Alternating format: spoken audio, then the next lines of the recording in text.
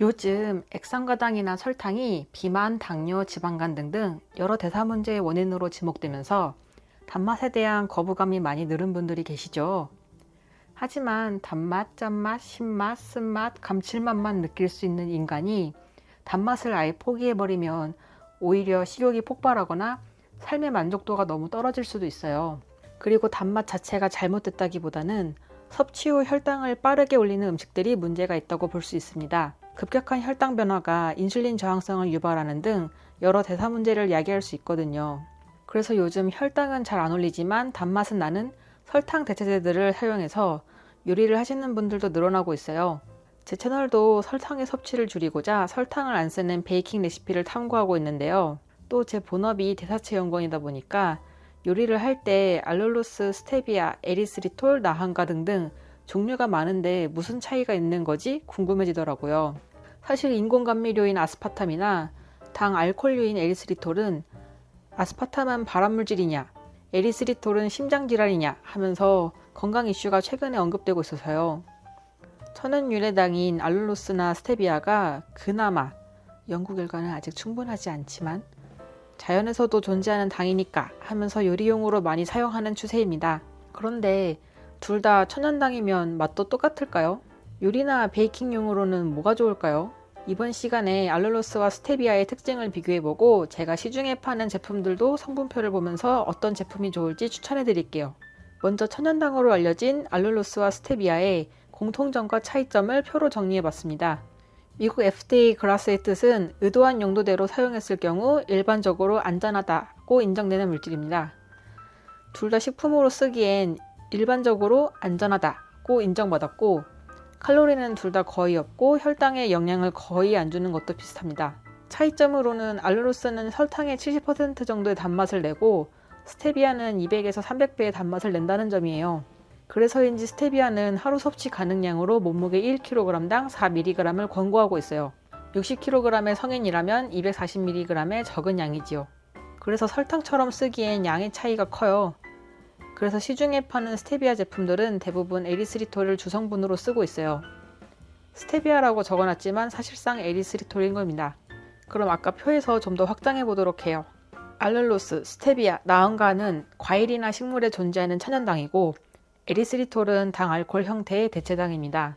이 네 가지 성분이 우리가 자주 쓰는 설탕 대체제에서 대표적인 구성 성분들이에요.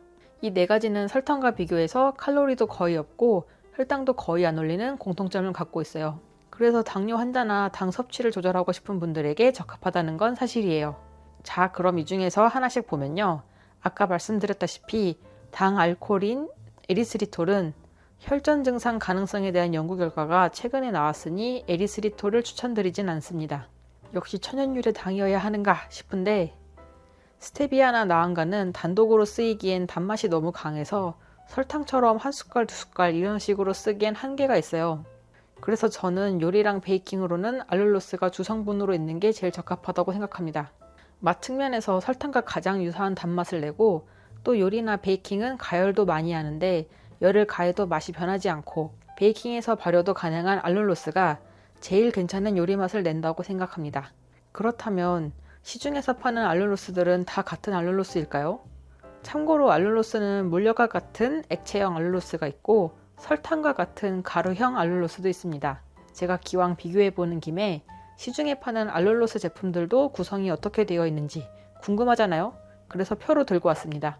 먼저 액상형 알룰로스를 보면 쿠팡에서 가장 많이 팔린 순으로 5개를 선정해서 갖고 와봤어요. 사실 제품들이 복합적인 단맛을 내기 위해 알룰로스만 100% 쓰진 않아요.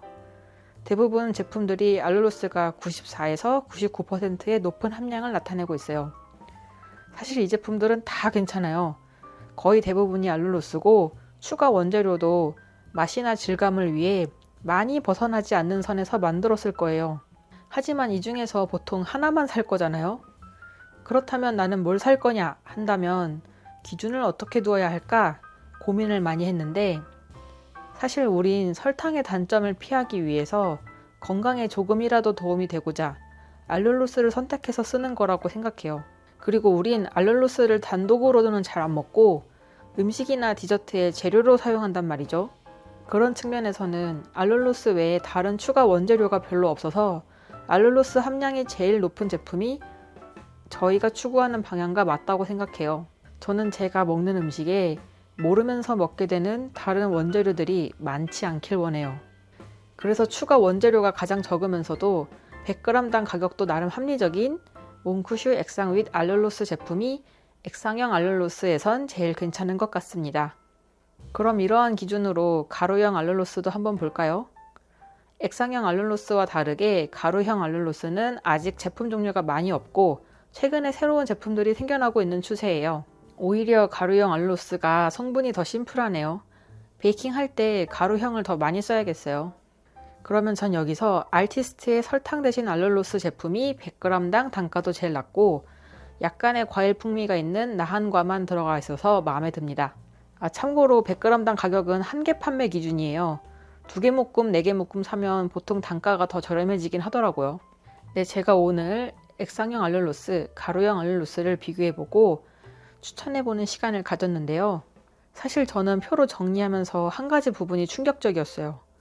알룰로스가 하루에 권고되는 섭취량이 60kg 성인 기준 30g 밖에 안 된다는 점이에요. 물론 FDA가 권고한 게 아니라 논문에서 발췌한 거긴 한데 설탕도 하루에 25g인 거 보니까 애초에 단맛을 너무 과하게 추구하면 안 되겠다는 생각이 드네요. 이 정도 양은 음식이나 디저트로 따지면 딱 먹었을 때 와 진짜 달고 맛있다 싶으면 설탕이 20g, 30g 정도는 될 거거든요. 그게 하루치라니.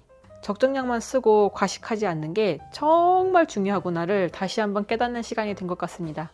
네, 이 두 제품이 제가 디저트 레시피에도 자주 사용하는 제품들인데요.